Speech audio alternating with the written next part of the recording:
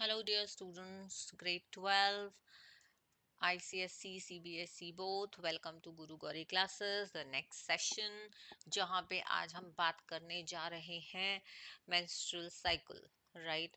As I told you in the previous videos, oh by the way, आपने previous videos definitely देख लिए होंगे.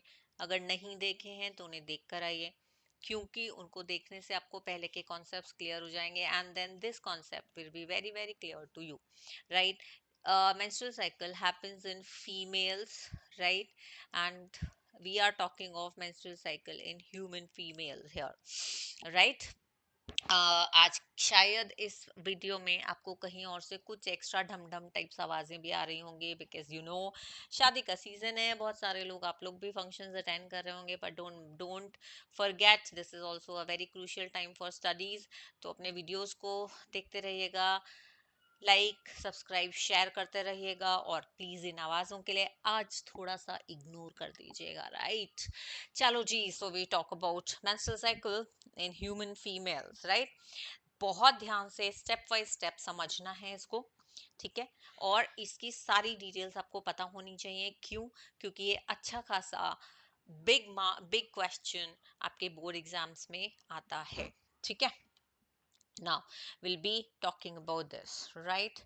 So, this menstrual cycle can also be called as the reproductive cycle. ठीक है? The reproductive cycle in human females, right? अभी हमने पिछली बार भी बात की थी. It starts at puberty, and the age of puberty for girls or for human females is between 10 to 14 years, right? The onset of this cycle, onset मतलब एकदम जब स्टार्ट होती है, right? Onset of this cycle is called as menarche, right? यानी कि 10 से 14 years के बीच में कभी भी जब पहली बार साइकिल होती है, that is called as the menarche. And the closure of this cycle between the age of, देखिए practically it is between the age of 45 to 50 years, है ना? मतलब मैं आइडियल सिचुएशंस बता रही हूँ आपको, right? 45 to 50 years, and then it is called as menopause, right? Everything I'm talking here is under hormonal control, so we'll be side by side also talking about what hormonal control happens, right? Now when we say cycle, right, we have talked about it as a cycle. So it is a repetitive cycle of 28 to 29 days, again in ideal situations, right? In any normal human female, right? One ovum, ये कुछ facts हैं जो आपको पता होने चाहिए. One ovum is only released in each cycle. ठीक है? एक साइकिल में एक ही ओवम रिलीज होता है. स्पर्म्स आपको पता है ना, every time millions of sperms are release, but in human females menstrual cycle ought to just release one ovum. ठीक है? राइट नाउ एक और term, the bleeding period of this. So what happens is in this 28-29 days, there is the first 5 days, 1 to 5 days, first to fifth day, there is this bleeding period wherein the blood with some mucus, with the material of endometrial walls which have disintegrated, right? क्योंकि अगर fertilization नहीं होता है तो, right? तो वो सब blood के साथ they ooze out of the vaginal orifice of the female, right? And this bleeding is called as menstruation, right? Be very clear on the terms, please. So I have introduced you the term menstrual cycle, I have introduced you to the term menarche, menopause, right? And then menstruation, right? So please be very very clear on these terms. ठीक, अब बात करते हैं कि how does this happen. ठीक है? तो actually the menstrual cycle has different phases. Day wise बताऊंगी, ठीक है? कौन से डिफरेंट डेज होते हैं इनके लिए, राइट और हम स्टार्ट करेंगे फर्स्ट, जो मैंने पहले ही बोला था, first day to fifth day, right जो कि होता है, क्या बोलते हैं उसको, मेंस्ट्रुअल फेज, क्योंकि इस टाइम पे menstruation हो रही है, that means bleeding हो रही है. This graph shows you a clear picture. So start from here, see 1 to approximately 4.5 days. This is called as the menstrual phase, right? तो हम इसको ये कह सकते हैं cycle begins here, या आप ये कह सकते हो कि first day तक cycle खत्म हो रही है, आप कैसे भी करो, हम शुरू करेंगे and we'll say cycle begins here, right? तो यहाँ पे menstrual phase होता है. नाउ मेंस्ट्रुअल फेज में basically as I told you vaginal bleeding होती है. एक बार फिर से इस पे आएंगे, पहले बाकी की चीजें बात करें, डिटेल्स में आएंगे इस पे, right.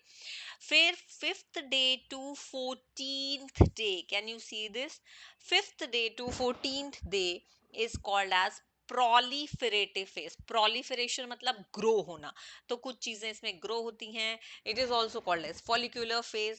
It can also be called as post menstrual phase, right. तो 1 to 14 का हिसाब आ गया. 14th और 15th डे के बीच में कहीं अप्रोक्सीमेटली 15th डे पे, मेजरली 14th डे पे ओव्यूलेशन होता है. ये टर्म हम बहुत बार यूज कर चुके हैं.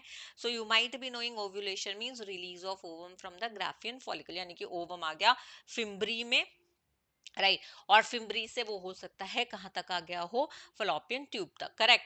Now 15 to, you can see this is the biggest phase, 15th to 28th day, right. 15th to 28th day is the biggest phase, which is called as secretory phase, right. और secretory phase सबसे बड़ा phase क्यों है, क्योंकि यहाँ पे सारे hormone secrete होने शुरू हो जाते हैं, जो ग्रोथ होनी है, अगर फर्टिलाइजेशन हो चुका है वो शुरू हो जाती है, राइट. कॉर्पस ल्यूटियम का डीजेनरेशन शुरू हो जाता है, and many other things keep happening in this secretory phase, correct. तो हम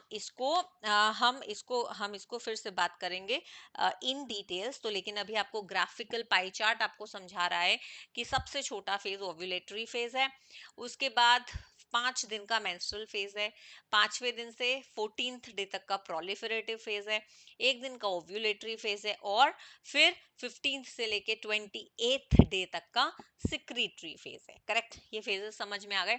अब जब मैं नाम लूंगी तो ध्यान रखिएगा, राइट. सो हम यहां से बात करते हैं, कहां से शुरू करेंगे हम कहते हैं पोस्ट मेंस्ट्रुअल फेज से, right, which is called as proliferative.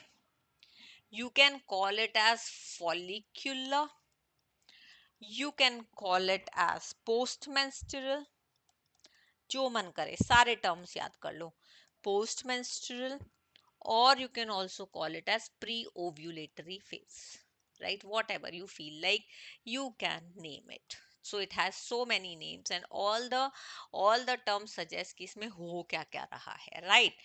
So let us see इसमें क्या क्या हो रहा है, ठीक है. तो हमने क्या बात करी थी, ये 5th डे से स्टार्ट होता है and it goes to 14th day. That means approximately 10-12 days लग जाते हैं इसको, है ना. So it is a period of 10 to 12 days proliferative phase, ठीक है. अब देखते हैं इसमें होता क्या क्या है, correct. Follicular stimulating hormone releasing hormone जो होता है, right, from the thalamus in the brain increases, ठीक है. इसकी हो गई क्वांटिटी इंक्रीज, और अगर ये इंक्रीज हो गया, ठीक है, और अगर ये इंक्रीज हो गया, FSH-RH इंक्रीज हो गया, तो क्या हो जाएगा, it will increase in turn, this increases the secretion of FSH, right. कहां पे सिक्रीट होता है ये FSH, एंटीरियर पिट्यूटरी में, राइट, ठीक है. अब ये क्या करता है, ये इन टर्न सिक्रीट कर प्राइमरी फॉलिकल को, रिमेंबर ओवरी में प्राइमरी फॉलिकल को स्टिमुलेट करता है to transform into graafian follicle. ठीक, अब ये जो ग्राफियन फॉलिकल के सेल्स हैं, they start secreting female hormone oestrogen. ठीक है, राइट। अब और इसके साथ साथ एंडोमेट्रियल वॉल थिक होना शुरू हो जाती है। एंडोमेट्रियम कहाँ पे है? यूट्रस, है ना, तो वो थिक होनी शुरू हो जाती है। किस तरह से thick? It thickens in terms of vascularity, मतलब blood supply, and in terms of glandularity, that means gland supply, like secretions, so that अगर fetus आ जाए, अगर blastula आ जाए, अगर fertilization हो चुका है और implantation हो जाए, तो the fetal could be very well taken care of. ठीक है, not only this, इसके साथ और क्या changes होते हैं? इसके साथ और चेंजेस होते हैं, फेलोपियन ट्यूब की भी जो एपिथेलियल लाइनिंग है, ठीक है, फेलोपियन ट्यूब की एपिथेलियल लाइनिंग जब मैं बोलती हूँ, दैट मींस उसका आउटलाइन, राइट, उसकी बाहर वाली लेयर। फेलोपियन ट्यूब की एलपी जो लाइनिंग है, वो भी थिक होनी शुरू हो जाती है, राइट, और सीलिएटेड भी हो जाती है, उसमें सीलिया बहुत सारे होते हैं, so we can say it becomes densely ciliated. ये अब आपको पता है क्यों? To conduct either the ovum, और अगर फर्टिलाइजेशन हो गया है तो जाइगोट। ठीक है, आगे जाने के लिए कहानी समझ में आई? Right, let us see the graphical representation of this so that you understand it properly, right. So in the graphical, this is a very popular diagram to understand menstruation, and it has a good place in your board examination for ISC students also, for CBSE students also. This is very important, right? तो अब देखो, menstruation पहले 5 दिन, जिसमें दिखाया है flow of blood, uterine event सब degenerate हुआ जा रहा है, and blood is Ojing out of the vaginal orifice. ठीक है, अब हम आते हैं फॉलिकुलर फेज, जो 5th से शुरू होकर 14th डे तक रहता है। इसमें देखो अब फिर से सब कुछ बढ़ने लगा है, can you see this now? If we go on your this what do we call it, x-axis, right? X-axis, yeah, right. So if you see here, uterine events, then ovarian hormonal levels, ovarian events and pituitary hormone level. हम ऊपर से शुरू करते हैं, ठीक है। अब pituitary में एफएसएच का रिलीज यहाँ पे बहुत ज्यादा था, थोड़ा स्लो डाउन हुआ, राइट, लेकिन ओव्यूलेटरी फेज में वो फिर से बढ़ने लगा। follicular phase में, I'm so sorry, follicular phase में that is again increasing, right, due to which the developing, you can see in the ovarian events, the development of follicle is taking place, and then there is a mature follicle which has started secreting ovarian hormone estrogen। ठीक है, और यहीं पर दूसरा hormone, luteinizing hormone भी secrete होना शुरू हो जाता है। सिमिलरली वो भी प्रोगेस्टेरोन सिक्रीट करना शुरू कर देता है, राइट। और ये हमने बात की थी, कैपिलैरिटी, वेस्कुलैरिटी बढ़ जा रही है, ग्लैंडुलैरिटी बढ़ जा रही है, so everything is growing out here till 14th day. Now the next phase is the ovulatory phase, right? Now the next phase is, we call it as ovulatory phase, right, which is actually very important because it involves ovulation, मतलब release of ovum from Graafian follicle। ठीक है, from Graafian follicle। कौन से दिन? 14th day, एक ही दिन का काम है इसमें, ठीक है। नाउ इसमें होता क्या है, this ovulation is controlled by LH search. Luteinizing hormone इतना ज्यादा सिक्रीट हो जाता है और ब्लड में आ जाता है कि ओव्यूलेशन को वो, क्योंकि प्रोगेस्टेरोन सिक्रीट होना शुरू हो गया, ठीक है, प्रोगेस्टेरोन सिक्रीट होना शुरू हो गया है, तो yes, now see here, right, progesterone भी सिक्रीट होना शुरू हो गया है, तो सबके सब सिक्रीशंस की वजह से ovulation becomes very very easy. Egg at this time is in the secondary oocyte stage. ये भी ध्यान रखिएगा. तभी देखिए वो जो स्ट्रक्चर हमने देखा था, follicular cells and then corona radiata, that is the kind of structure it has, right? Immediately, as soon as this ovulation happens, ovum release हुआ ovulatory period में, graphene follicle converts into corpus luteum. ठीक है, corpus luteum, और progesterone तो secrete होना शुरू हो ही जाएगा. ठीक है, am I clear on this? Now अब कॉर्पस लूटियम जब शुरू हो गया, तो इसका मतलब यहां पे नेक्स्ट फेज जो हमारा है, we call it as luteal phase, we can call it as progestational phase, क्योंकि यहाँ पे प्रोगेस्टेरोन बहुत जबरदस्त काम करेंगे. Progestational phase, we can call it as premenstrual phase, we can call it as premenstrual phase, we can call it as post ovulatory phase, it also has lot many names, post ovulatory phase, or we can also call it as secretory phase. Again, all the terms are telling what happens here, right? Luteal phase यानी कि corpus luteum active हो गया, progestational phase that means progesterone active हो गया, premenstrual phase है क्योंकि इसके तुरंत बाद menstruation हो जाता है, post ovulatory है क्योंकि ovulation के तुरंत बाद ये शुरू हो गया है, and secretory phase that means lot of secretions are happening here. ठीक है, अब what are the changes that happen, let us see that.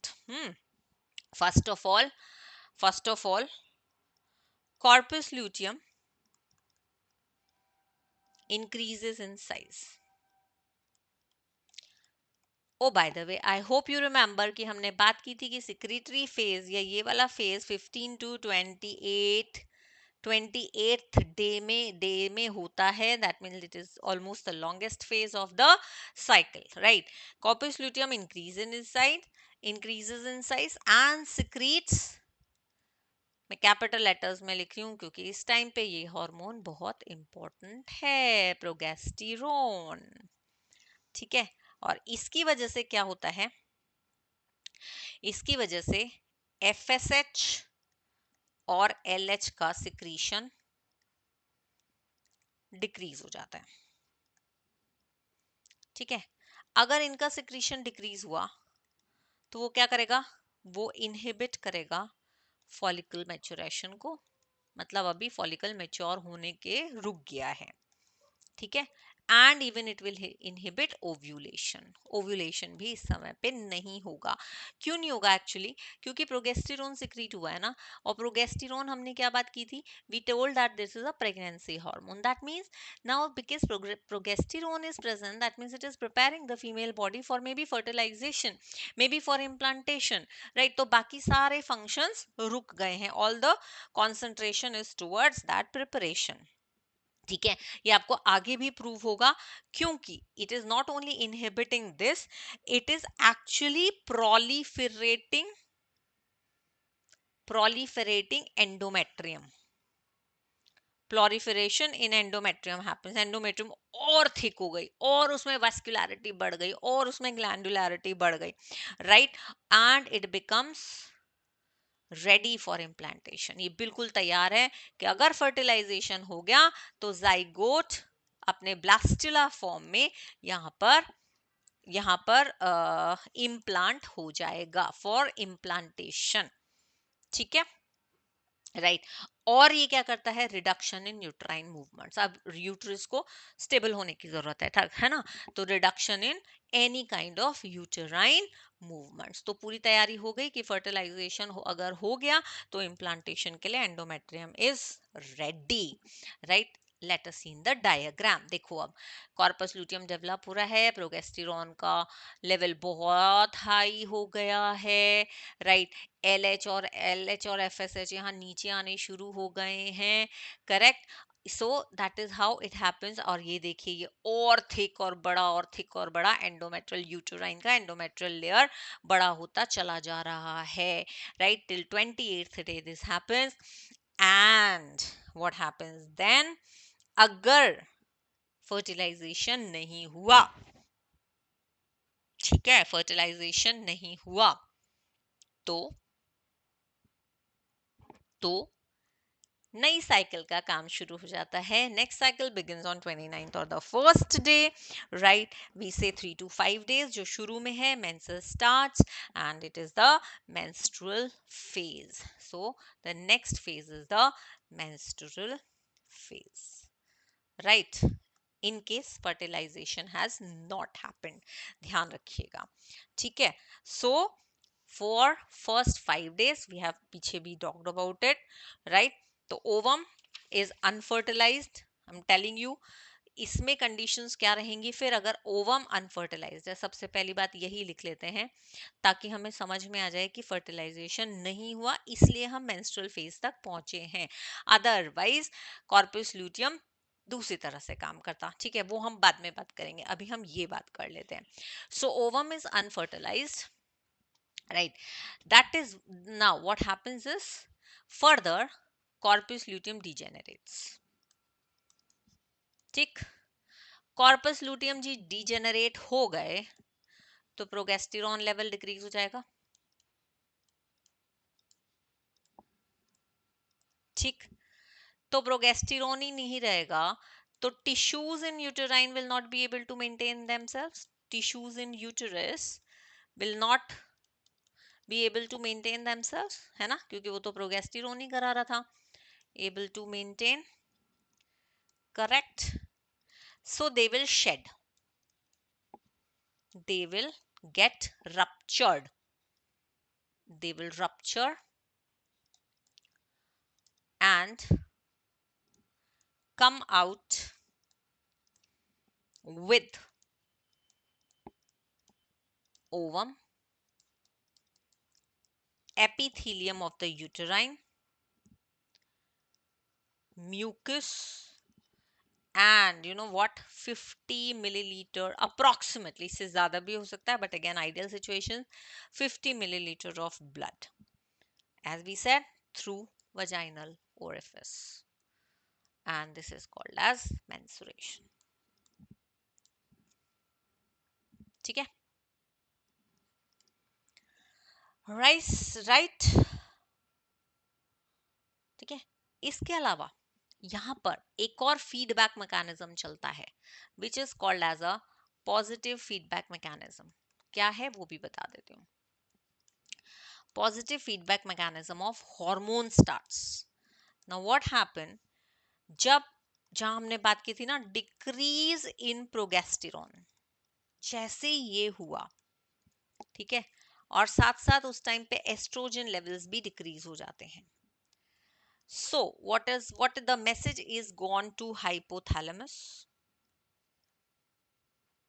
and anterior pituitary to start again stimulate releasing of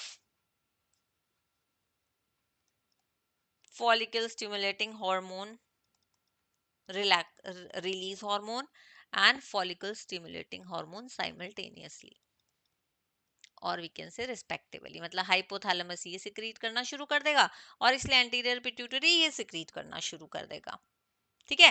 and the body gets prepared for next cycle, ठीक है. So I think this cycle is completely understood, right. But let us say ये तो हुआ unfertilization के, no fertilization happened के scene में. But if fertilization happens then what, हाँ, okay. So after post fertilization events we'll be talking in the next video, next lecture, till then एक बार ये साइकिल बिल्कुल ध्यान से प्लीज कर लीजिए, so that you have understood this phenomena properly. I am putting on the screen the diagram, the graphical representation once again. Please note it down carefully, right? एकदम इसको दिमाग में बिठा लीजिए. अगर फिर भी कुछ कंसर्न्स हैं, कुछ क्वेश्चंस हैं, please put it in the comment box. I will be really happy to help you with that, right? And I'll be soon coming back with post fertilization events, right? Take care, keep studying.